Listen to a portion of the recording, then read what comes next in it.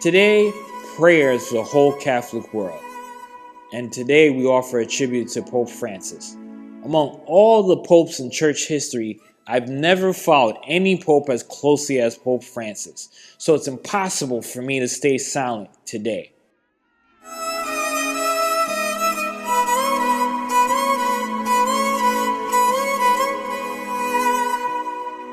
Pope Francis will undoubtedly be remembered as a unique figure in church history.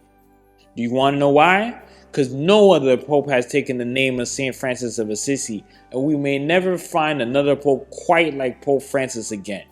While reforms in the church certainly did not begin with Pope Francis, he certainly made his mark on the church early. His Jesuit background and Latin American views certainly played a role in this, but above all, as a lover of humanity, Pope Francis was an extraordinary legend. Pope Francis was often unorthodox in his views.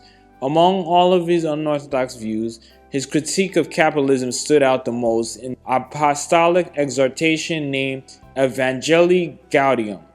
That kind of statement from a pope was unexpected and daring. An unfettered pursuit of money rules. The service of the common good is left behind. Once capital becomes an idol and guides people's decisions and greed for money presides over an entire socioeconomic system, it ruins society. No other pope has ever offered such a sharp and bold critique of American capitalism.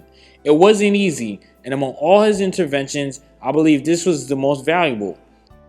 In today's society, when he was asked about LGBTQ issues, he replied with the now famous question, "Who am I to judge? If someone is gay and seeks the Lord with good intentions, then who am I to judge?" Then, in 2020, he publicly supported civil union laws for same-sex couples. In 2023, he approved, under certain conditions, the blessings of same-sex couples and fiducia supplicans. This shook the conservative factions within the church. Still, there was no retreat from that stance. The Pope's commitment to his stance in this matter gave tremendous support to the global LGBTQ movement. In Amore Laetitia, Pope Francis proposed that in certain cases, remarried Catholics could receive Holy Communion. This marked a shift from the Church's traditional teachings, guided by a deeper emphasis on love as the central Christian vision. For Pope Francis, nothing in Christian teaching was greater than love. Now, Pope Francis envisioned a deep paradigm shift in the very structure of Catholic priesthood. He consistently spoke about the need for decentralization and decision-making in the church. He didn't worry about conservatives who feared that this would weaken papal authority or alter church doctrine. He openly criticized clericalism, the idea that priests are superior to the laity. By appointing women to key positions in the Vatican's dicasteries, he called for a more humble and service-oriented priesthood.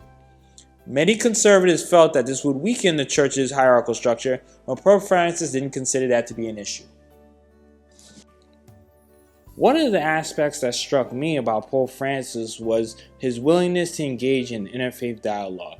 In 2019, Pope Francis signed a document on human fraternity along with Grand Imam Ahmad al-Tayeb. This document promoted peace between Muslims and Christians, and that was a historically significant move. It was in the same spirit that led him to stand in solidarity with Gaza and voice opposition to Israeli aggression in Palestine. While many Christians stood with Israel's bloodthirsty violence, Pope Francis never did. Let us remember, even in his final days, he spoke about peace in Gaza. Now, Pope Francis passionately advocated for migrants and refugees, describing this not just as a political move, but as a Christian duty. Many may remember his 2016 visit to Lampedusa. He encouraged Christians worldwide to open their hearts to all of humanity. And when he washed the feet of non-Christians and women on Holy Thursday, he was making a statement about Christianity's innermost values. In the Pope who visited prisoners and looked into the eyes of hardened criminals, we saw Christ himself. He hated sin, but he loved the sinner. There is one line from his 2015 message on World Refugee Day that I'll always remember. When issues of citizenship and refugee crises make headlines, every refugee has a name, a face, and a story. To reject a refugee is equivalent to rejecting Christ. What a line! In that shining sentence, the Jesus who loves humanity gleamed brightly. If the nations of the world could recognize that truth, how far would power and politics still have to go? Farewell to our late great shepherd, Pope Francis.